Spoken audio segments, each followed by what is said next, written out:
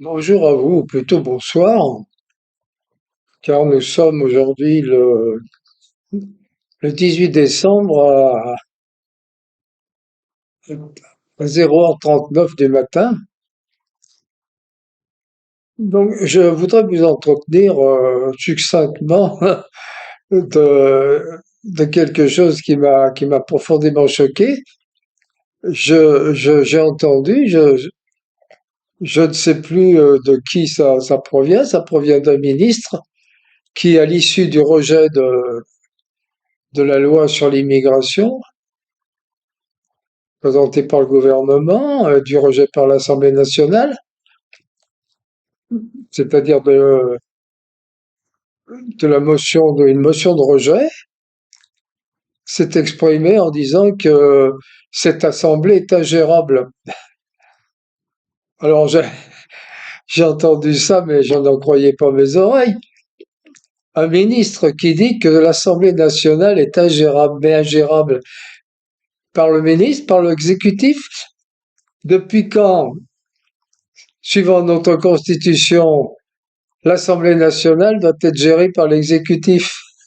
C'est, c'est complètement affolant d'entendre une chose pareille. Ça montre bien dans quel esprit ces gens-là nous gouvernent maintenant. Ces gens-là ne comprennent pas, n'acceptent pas qu'il y ait une opposition qui, qui contre, qui contrecarre leurs projets de loi. Les projets de loi qu'ils déposent à l'Assemblée nationale, d'après eux, devraient passer. Petite discussion pour la forme, mais ça devrait passer comme une lettre à la poste. L'Assemblée nationale, dans leur esprit, n'a plus aucun rôle réel à jouer. C'est fou d'entendre ça. Alors tout ça, rien que cette façon de s'exprimer, que cet exemple montre exactement pourquoi nous en sommes arrivés là. Comment il se fait que nous sommes carrément maintenant, c'est une démocrature, ou enfin, on dit démocrature, pour moi c'est une dictature. L'Assemblée nationale n'a plus de rôle, le Conseil constitutionnel n'a plus de rôle, le Conseil d'État pareil, la Cour de justice européenne n'en parlons pas, c'est elle qui nous intime ses directives, l'Union européenne nous intime toutes ces directives et nous devons lui obéir avec un petit doigt sur la couture du pantalon. Nous sommes plus souverains, la France n'est plus qu'un pion dans le, dans le jeu de l'Union européenne et des États-Unis. C'est c'est un État, c'est même plus un État d'ailleurs.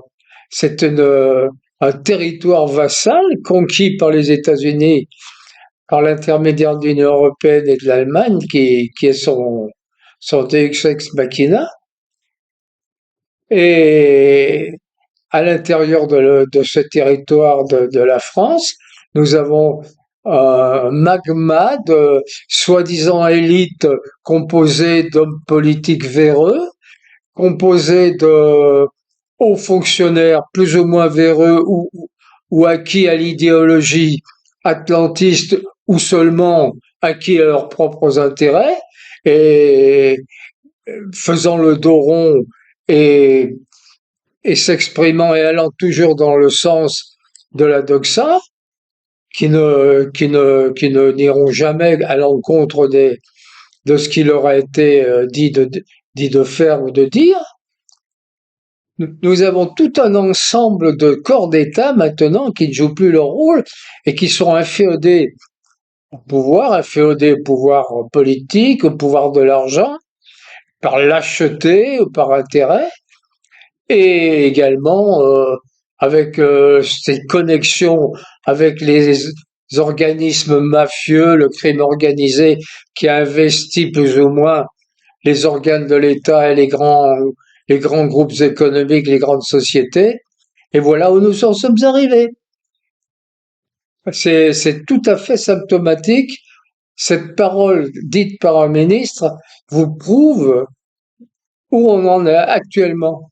On est dans la dictature macronienne, complète macronienne. Enfin, Macron ne représente rien. Macron est un pantin dans les mains des États-Unis. C'est si les gens s'en rendent pas compte, c'est vraiment qu'ils sont plus bêtes que nature.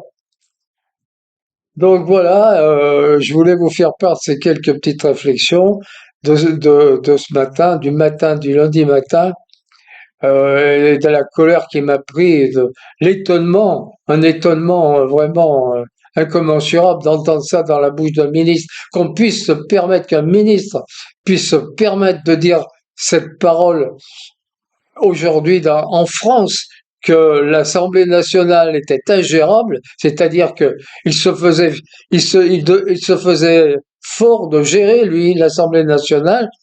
Le pouvoir exécutif devait gérer l'Assemblée nationale en France.